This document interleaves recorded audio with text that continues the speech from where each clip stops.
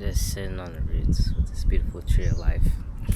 There's a Nagoya castle. You can't see me, but can't see it, but it's right behind me.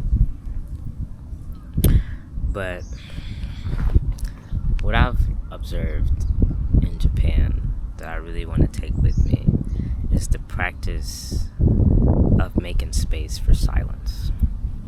Because what I've learned here is that silence speaks. It speaks so much louder than the words here. Because they make space for silence. On the trains, you're not allowed to talk on the phones. There's so much movement happening. But in the midst of that, there's silence. And I want to make that a part of like a daily practice of mine, is making space, more space for silence. Because what I've learned is that silence talks, silence speaks. And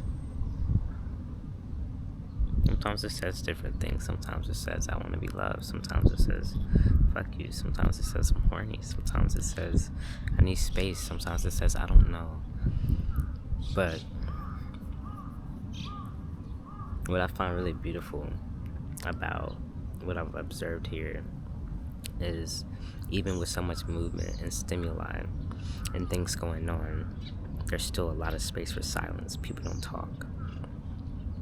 And it's very interesting, especially coming from the US, where people are always like talking loud. And I think Americans are kind of known to be loud around the world. And when you come to a place that's so quiet, that allows so much space for silence and not talking, it really allows you to tune into and hear what the silence is saying. It's this space, like this pause in between the gaps. And it speaks a lot. It speaks a lot. So I don't know, I want to make more time and more space, honestly, for silence. Now that I know that this space is like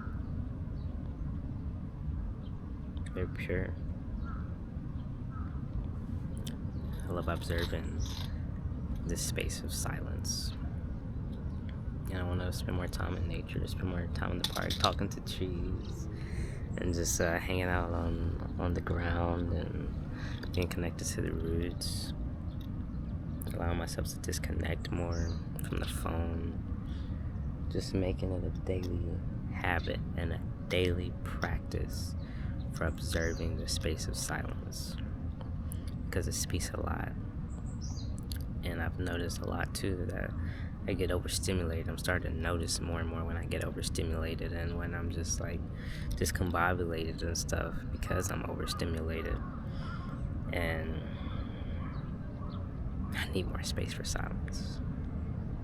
So I really appreciate Japan in this space that has taught me to welcome silence, to observe it, to make room for it, to not, like even if I'm uncomfortable, allow myself to feel uncomfortable in silence and see what that says. Stop avoiding things just because I'm uncomfortable or not used to it, or because I'm trying to feel something, feel some space. Just allow the space to speak, allow the space to talk, allow it to be.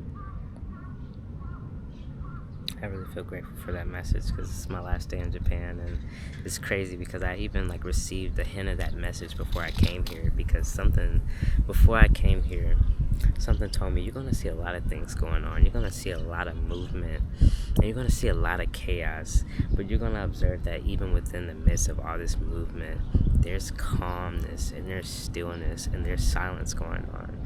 And at first I didn't really comprehend it because I'm like, how? If there's so much movement, like, and like things going on, won't it be like really loud? Chaos, like when I think of chaos, I think it's like very noisy. But I've observed, especially in Tokyo, how like there's so much movement and there's so much stimulus and there's so much going on, but still in the midst of that, there's still silence. In the trains, hundreds of people could be rushing in. You're packed in like sardines, but still in the midst of that, there's silence. Shibuya crossing, hundreds of people crossing one time, the scramble. A lot going on, but there's silence. In the roads, they don't honk People don't scream, they don't yell. A little bit in Osaka, they're more upbeat, but still there's just this silence that I've observed all throughout Japan. And I think it's really beautiful. A really nice touch. And a beautiful practice to observe and incorporate to my daily practice and into my habits. The space for silence. Because silence speaks.